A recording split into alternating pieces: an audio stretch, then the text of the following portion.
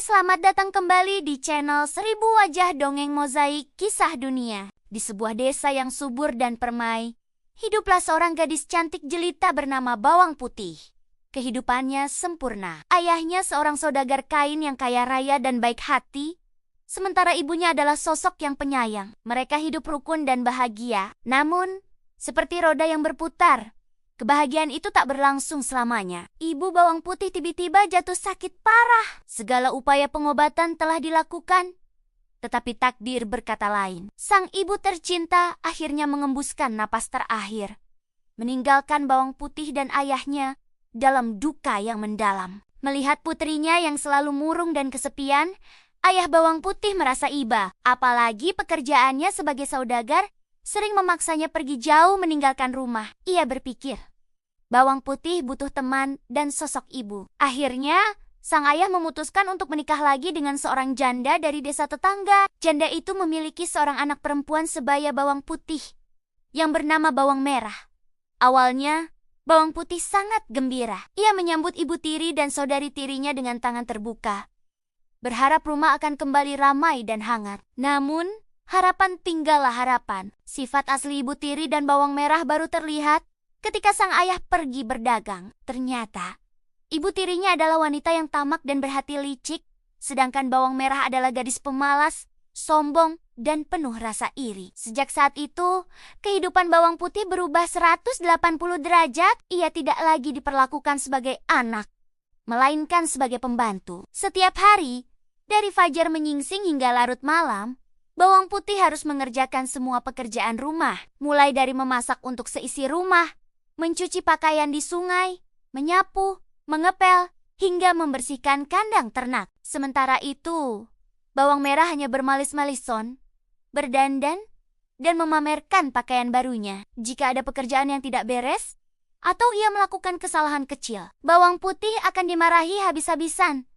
Bahkan seringkali dihukum tidak diberi makan. Bawang Putih hanya bisa menangis dalam diam, meratapi nasibnya yang malang. Penderitaan Bawang Putih seakan tak ada habisnya. Suatu hari, ayahnya pulang dari perjalanan dagang dalam kondisi sakit parah. Selama ayahnya terbaring lemah, hanya Bawang Putih yang dengan tulus merawatnya siang dan malam. Ia menyuapi, membersihkan tubuh ayahnya, dan selalu berada di sampingnya. Ibu tiri dan Bawang Merah, mereka hanya pura-pura sibuk dan tak pernah peduli. Lagi-lagi, takdir membawa ujian berat bagi Bawang Putih. Sang ayah tercinta akhirnya meninggal dunia. Di tengah kesedihan Bawang Putih yang begitu mendalam, ibu tiri dan Bawang Merah justru bersorak gembira dalam hati. Kini, seluruh harta kekayaan peninggalan sang saudagar sepenuhnya jatuh ke tangan mereka. Sejak kematian ayahnya, perlakuan mereka terhadap Bawang Putih menjadi semakin kejam dan tak manusiawi. Ia benar-benar menjadi budak di rumahnya sendiri. Suatu pagi yang cerah, Bawang Putih pergi ke sungai untuk mencuci pakaian seperti biasa. Tubuhnya terasa sangat lemas karena kurang tidur dan sering kelaparan. Saat sedang membilas tumpukan pakaian, tanpa sengaja, sehelai selendang sutra berwarna merah milik Bawang Merah terlepas dari genggamannya dan hanyut terbawa arus sungai yang deras. Itu adalah selendang kesayangan Bawang Merah. Bawang Putih panik luar biasa. Ia tahu, jika sampai pulang tanpa selendang itu, ia akan mendapat hukuman yang sangat berat. Dengan perasaan takut, ia memutuskan untuk tidak pulang, melainkan berjalan menyusuri aliran sungai untuk mencari selendang itu. Ia berjalan terus, matanya tak lepas dari permukaan air, berharap selendang itu tersangkut di bebatuan atau ranting. Ia bertanya kepada setiap orang yang ditemuinya di sepanjang tepi sungai. Setelah berjalan sangat jauh dan hampir putus asa, ia bertemu dengan seorang petani yang sedang mencangkul di sawah. "Pak, apakah Bapak melihat selendang merah hanyut di sungai ini?" tanya Bawang Putih. Dengan napas terengah-engah, petani itu berhenti sejenak, lalu menunjuk ke arah sebuah gunung di kejauhan. "Oh, selendang itu tadi kulihat diambil oleh seorang nenek tua yang tinggal di gubuk di atas gunung sana," jawabnya. Tanpa pikir panjang, Bawang Putih segera mengucapkan terima kasih dan bergegas menuju gunung yang ditunjuk petani tadi. Dengan sisa-sisa tenaga yang ia miliki, jalan menuju puncak gunung sangat terjal dan melelahkan. Tetapi Bawang Putih terus memaksakan diri. Akhirnya, ia sampai di sebuah gubuk tua yang tampak terpencil. Dengan ragu, Ia mengetuk pintu. Tak lama, seorang nenek tua dengan wajah keriput, namun sorot matanya teduh, muncul dari balik pintu. Bawang putih menjelaskan maksud kedatangannya dengan sopan. Sang nenek tersenyum dan berkata, "Ya, aku yang menemukan selendang itu. Tapi aku tidak akan memberikannya begitu saja. Kau harus tinggal di sini selama sehari dan membantuku mengerjakan pekerjaan rumah. Jika kau mengerjakannya dengan baik, selendang ini akan kukembalikan." Bagi bawang putih, pekerjaan rumah bukanlah hal baru. Ia sudah terbiasa bekerja keras. Dengan tulus dan tanpa mengeluh, ia membantu sang nenek membersihkan gubuk, memasak, dan merawat kebun kecil di belakang rumah. Semua pekerjaan ia lakukan dengan sangat rapi dan cekatan. Sang nenek memperhatikan bawang putih dengan saksama. Ia sangat terkesan dengan kerajinan, ketulusan, dan sopan santun gadis itu. Sore harinya, setelah semua pekerjaan selesai, nenek itu menepati janjinya. Ia menyerahkan selendang merah itu kembali kepada bawang putih. "Sebagai upah atas kerja kerasmu," kata sang nenek, "aku ingin memberimu hadiah. Pilihlah salah satu dari 2 buah labu ini." Nenek itu menunjuk 2 buah labu kuning. Yang satu sangat besar dan yang satu lagi berukuran kecil. Bawang putih berpikir, perjalanannya pulang masih jauh dan ia harus membawa keranjang cucian yang berat. Karena tidak mau merepotkan dan merasa sungkan, ia pun memilih labu yang kecil. "Saya pilih yang kecil saja, Nek." "Terima kasih banyak," ujarnya sambil membungkuk hormat. Nenek itu tersenyum bijak. Sebelum bawang putih pergi, sang nenek memberinya sebuah pesan penting. "Ingat, jangan buka labu ini sebelum kau benar-benar sampai di rumahmu."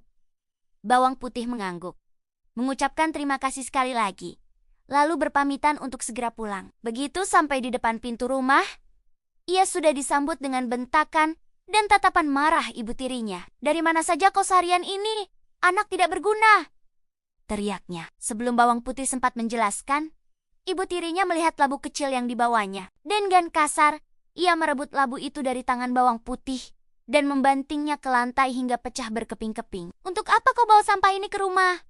hardiknya. Namun, kemarahannya seketika berhenti. Dari dalam labu kecil yang pecah itu, secara ajaib, keluar berbagai macam perhiasan emas, intan, dan berlian yang berkilauan indah. Cahayanya memenuhi seluruh ruangan. Mata ibu tiri dan bawang merah langsung terbelalak, dipenuhi ketakjuban dan keserakahan. Tanpa berkata apa-apa, mereka segera memunguti semua perhiasan itu dan menyimpannya untuk diri mereka sendiri. Bawang putih tidak diberi satu pun. Ia hanya bisa berdiri termangu melihat hartanya dirampas begitu saja. Sejak saat itu, bawang putih semakin ditindas, sementara ibu tiri dan bawang merah sibuk memamerkan kekayaan baru mereka. Keserakahan ibu tiri ternyata tidak ada batasnya. Ia berpikir, jika labu kecil saja isinya sebanyak ini, apalagi labu yang besar, pasti hartanya akan berlipat ganda. Sebuah rencana licik pun disusun. Keesokan harinya, ia menyuruh bawang merah untuk sengaja menghanyutkan selendangnya sendiri ke sungai.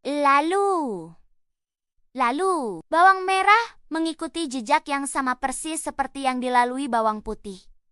Ia berpura-pura sedih mencari selendang, bertanya kepada orang-orang, hingga akhirnya sampai di gubuk sang nenek di atas gunung. Sama seperti bawang putih, ia juga diminta untuk membantu pekerjaan rumah selama sehari. Namun, bawang merah yang pemalas mengerjakannya dengan asal-asalan. Ia terus menggerutu, mengeluh capek, dan hasil pekerjaannya pun sangat berantakan. Meskipun begitu, sang nenek tetap menepati janji. Sore harinya, ia memberikan pilihan yang sama, labu besar atau labu kecil. Tanpa berpikir 2 kali dan dengan sikap tidak sopan, bawang merah langsung menyambar labu yang paling besar. "Aku pilih yang ini," katanya dengan sombong, lalu bergegas pergi tanpa mengucapkan terima kasih. Di tengah perjalanan pulang menuruni gunung, bawang merah dan ibu tirinya yang sudah menunggu di kaki gunung tidak sabar lagi. Mereka membayangkan tumpukan emas dan berlian yang lebih banyak lagi.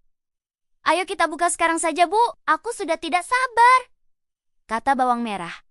Ibunya setuju. Dengan penuh semangat, mereka membelah labu raksasa itu. Namun, alangkah terkejutnya mereka. Bukan perhiasan yang keluar, melainkan ratusan binatang berbisa. Ular, kalajengking, lipan, dan kelabang merayap keluar dari dalam labu dan tanpa ampun langsung menyerang mereka berdua. Karena berada di tengah hutan yang sepi, tidak ada seorang pun yang bisa menolong. Akhirnya, Ibu Tiri dan Bawang Merah tewas karena keserakahan mereka sendiri. Kabar kematian mereka akhirnya sampai ke desa. Sepeninggal Ibu Tiri dan saudari tirinya, kehidupan Bawang Putih berubah total. Ia kini hidup dengan tenang dan damai. Ia menemukan sisa perhiasan dari labu kecil yang disembunyikan oleh ibu tirinya. Dengan modal tersebut, ia melanjutkan usaha dagang kain peninggalan ayahnya. Berkat kerja keras dan kejujurannya, usahanya berkembang pesat. Bawang Putih hidup sejahtera dan tetap menjadi pribadi yang baik hati serta dermawan, persis seperti almarhum ayahnya. Kisahnya menjadi bukti bahwa kesabaran dan ketulusan hati pada akhirnya akan selalu membuahkan kebahagiaan, sedangkan keserakahan hanya akan berujung pada kehancuran. Terima kasih sudah menyimak cerita ini sampai akhir. Jangan lupa untuk like, komen, dan subscribe channel ini ya. Sampai jumpa di video selanjutnya.